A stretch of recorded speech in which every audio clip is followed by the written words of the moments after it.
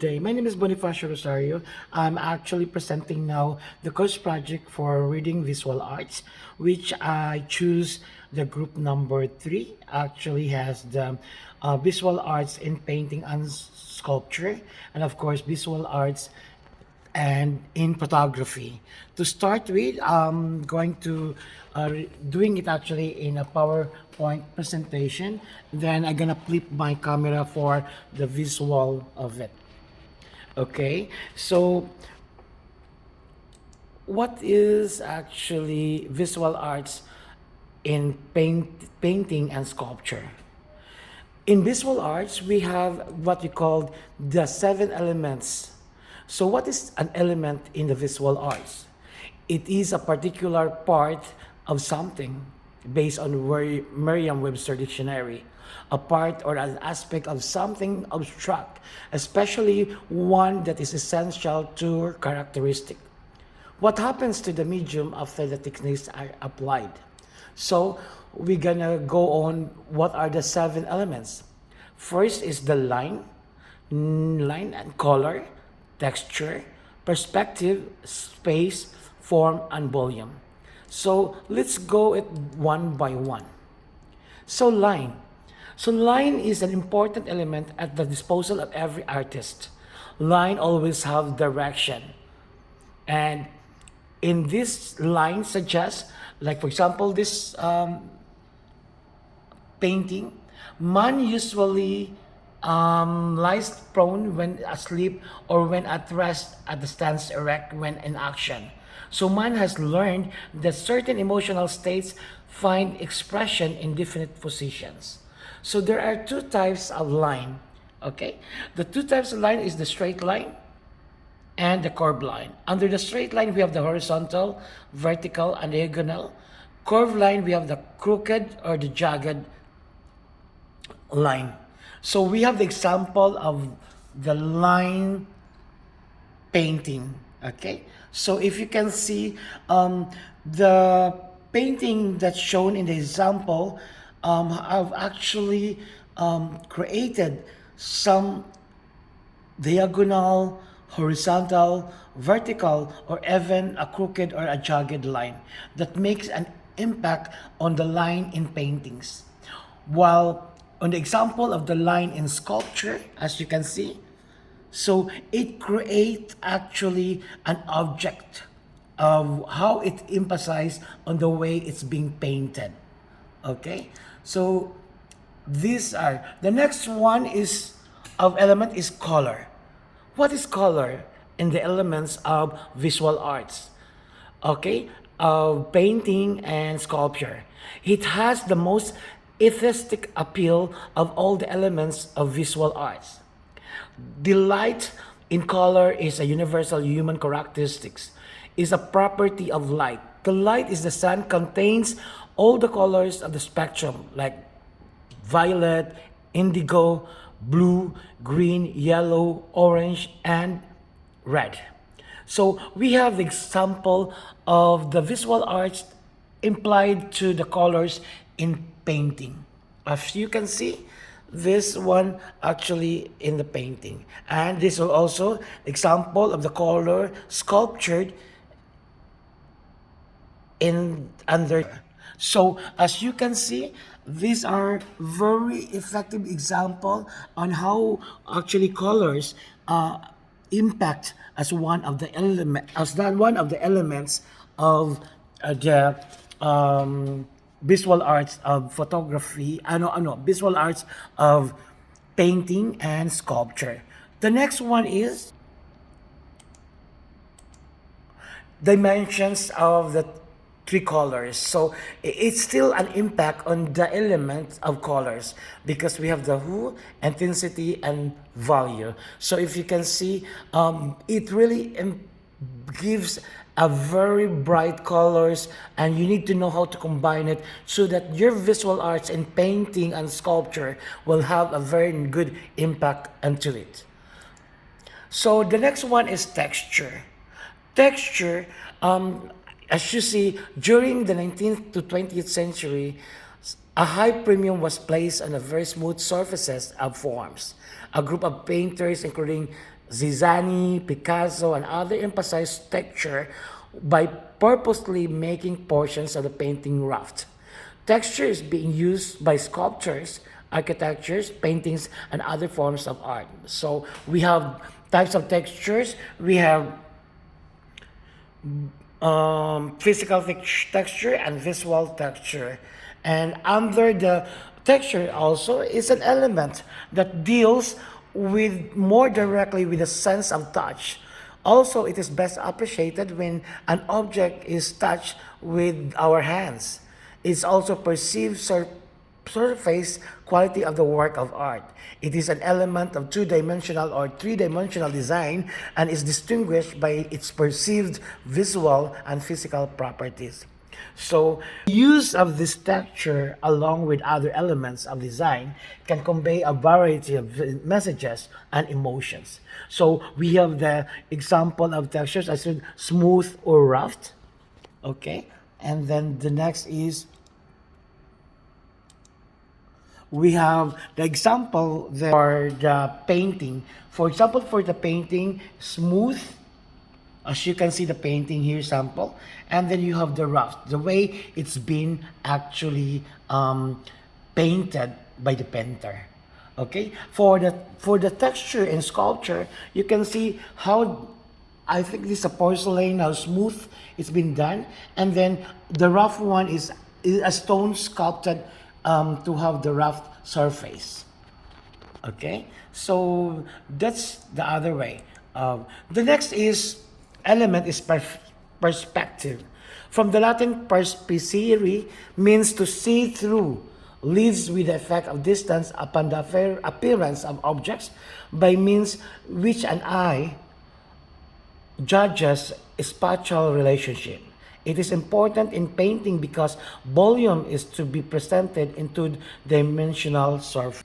Okay, the two kinds of perspective on this element is the linear perspective, which is the presentation of the appearance of the distance by means of covering the lines. And the two kinds of perspectives also, the other one is the aerial perspective, is the presentation of the relative distance of an object by the graduation of a tone and color. So I'll show you the example of these two perspectives, the linear one and of course the aerial one. So this is the example of the perspective in painting. Okay, the other one is this example in perspective in sculpture. So the next is space. One of the elements of the visual arts in painting and sculpture is the space. Space actually refers to the distances or the areas around, between, or within components of a piece. Space can be positive or white or light or negative or black or even open or closed, shallow or deep, or have a two-dimensional or three-dimensional. Sometimes space isn't actually within a piece, but in the illusion of it.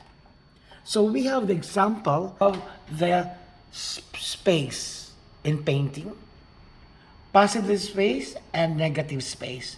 And we have also the example of the space in sculpture. Okay, thank you. So let's proceed. On the next one is the form. So what is form? Elements of the visual. Form is one that it applies to the overall design of the work of art. It describes the structure of the shape of an object, directs the movement of the eyes, since form consists of size and volume, it signifies visual weight. So also it applies to the overall design of the work of art. Form consists of size and volume, includes height, width, and depth.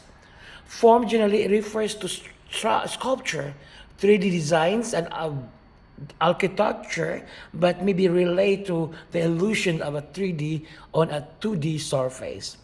So good architecture allows outward forms to be governed by ghosts on the inside them. Okay, and we're gonna show you the types of forms. We have the triangles, square, and circles, and it impacts on this one. The types of forms, we have regular forms, irregular forms, centralized forms, linear forms, radial forms, and grade forms. So for the regular forms, those are those whose parts are related to one another in a consistent, orderly manner. The next one is the irregular one, those whose parts are dissimilar and unrelated to one another. The other one is the linear forms, are arranged sequentially in a row or a series of forms along a line. The next one is the centralized form, which consists of a number of secondary forms clustered to produce a dominant central and parent form. The next one is the radial form, which compositions of linear form that extend outward from the central form to a radial form. And the last is the grid form, which are modular forms whose relationships are regulated by the three-dimensional grid. So this next one is the last element is the volume. The volume refers to the amount of space occupied in three dimensions. We perceive that volume in two ways: by contour lines, outlines or shape of objects, and by surface of lights and shadow. Volume is the primary concern of architects because it's actually building always encloses of a space. So the viewer therefore must obtain not only but many impressions from a single work. The sculptor is also concerned with the volume. In painting as well, volume is an illusion because the surface of the canvas is flat. So we have the sample here, volume. As you can see, so it really impacts on the elements of the visual arts of painting and sculpture. The next subject is visual arts to talk about is the visual arts and photography. So in photography, we have this called types and elements of photography. We have micro photography, the category of photography, micro photography. We have the food photography, dance photography, or fairy tale photography. So let's go back to the photographer's point of view, and this is actually on taken from my research by Mr. Eric Daskowicz, published on July 21, 2018, that actually shows photographers that should not be confused with each artist. Here are the logical guide. For all the controversy consisting around this subject, let's start making things logical and organized on the visual.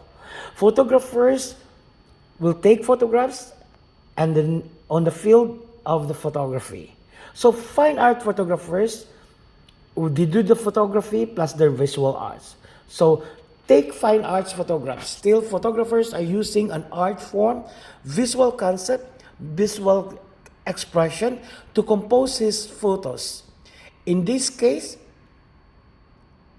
photography is the medium for all artistic expressions and vision. Still, on the gallery of a business or rule, this person is under the label of photography. So this meant that this known as a photographer, the person who's taking the photographs. Now, if the photographer is also other academic or professional talents under the arts, his role may be assigned as photographer or an artist if wanted or needed to. But if this if his work involves primarily the science of technique, and then therefore he is called the photographer. Photography is an art defines as a form refers to the photographs that are created in accordance to the creative vision of the photographer. Photography combines with art stands in contrast to photojournalism, which provides a visual account of news events. And commercial photography, the primary focus of which is to advertise the products, its services. Digital or manipulated photographs may be seen or understood as a piece of art, whereas medium was the use of digital photography and digital software to produce digital art, visual arts. If the photograph involves drawing, digital drawing, or digital painting, collages or the digital collages, or other artistic techniques combined with the photographic techniques to create a new image, then this should be considered as an art or a visual art. Especially when it involves imagination and surrealism, another art form, but still the medium was a photograph. So these are the visual photographs taken with different actually angles and different ways. So now if a photographer actually uses his camera in the post editing, he manipulates the image with analog or digital tool software to calibrate color, contrast, exposure, and luminance, it may not be accepted as a form, as an art form. So this should remain leveled as photography, for it stands with the principles of the primary technique of photography. Now, if the use of techniques was based on their artistic principle, academic, making use of the artistic studies to express and create artistic concepts like color theory, providing artistic aesthetics, to compose their photographs and give their images an artistic vision, like a fine art photographer. In this case, the medium is and always will be photography and not art, but may be considered as visual arts for the final image presentation. So there you are. So what happens next is that when sometimes a raw photograph is no post-editing, no artistic aesthetics provided by the photographer may look visually stunning and be considered as a piece of an art just because it has a very good natural light, good perspective at an angle, and brings something different if compared to another photograph taken on the same location, for example. But that's the problem. It should be considered as a masterpiece of photography, not an art. It didn't need any art form or studies to make it visually stunning. But being it visually stunning, it's not necessarily visually art. So still, it's a photography. Last part is, so although photography has an inserted into the artistic society, galleries and all other fields of the art world since the 20th century, still photography may not be confused with arts. It is mainly the science of using and adjusting a mechanical equipment, camera or a lens attached to a gadget to capture light and its scenery on the outside world to finally create its image. This image may be turned into an art piece later, providing a combination of the necessary creative visions and tools to do so. Otherwise, it will remain a photograph. Photography may be used as a medium to create visual arts, like to dress a sculpture on an art gallery with the photographs glued on its body. That's an art. To build a sculpture from scratch only with photographs, that's an art. To hang photographs from ceiling to form of a sculpture, that's still an art. But to hang photographs from ceiling in an art gallery, it's a photography. So you can now see the difference of photography and art. So arts refers to the theory of physical expression of creativity found in human societies and culture. Maybe its constitutes the arts include literature like drama, poetry, or prose, performing arts, among them music, dance, theater, or visual arts, including the architecture, ceramics, drawing, painting, photography, and sculpting. It's which actually based on the Wikipedia. If photography is under the category of arts or visual, so then why photographers should not be confused with artists? Simply because photography is not primarily an art. It's a science, technology, and image visual composition.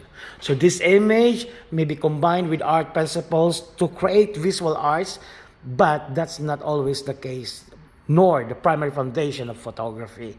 Photography was essentially created to reflect and capture the reality of the world without the advent of art forms. Again, photography is the science of using light with a mechanic equipment to create an image, which an image is created by light falling on a photosensitive surface, usually photographic film or an electronic message sensor such as CCD or a CMOS chip. So photography in some cases may be conceived with the intention of intellectual and artistic aesthetics to make a visually artistic or even a later turn this photograph into an art piece. Then this is photography combined with art. But primarily, a photograph is not an art. It's photography, especially when there is no concept of or artistic vision attached to it. Only an image captured with an equipment or with a general post-editing light and color calibration, like in smartphones, and the banalization of photography. So it's still brilliant, sometimes beautiful, but not that make it less special because it does not involve an art form. So depending on the photographer and his vision, with or without artistic studies, he can create masterpiece of photography, but not an art.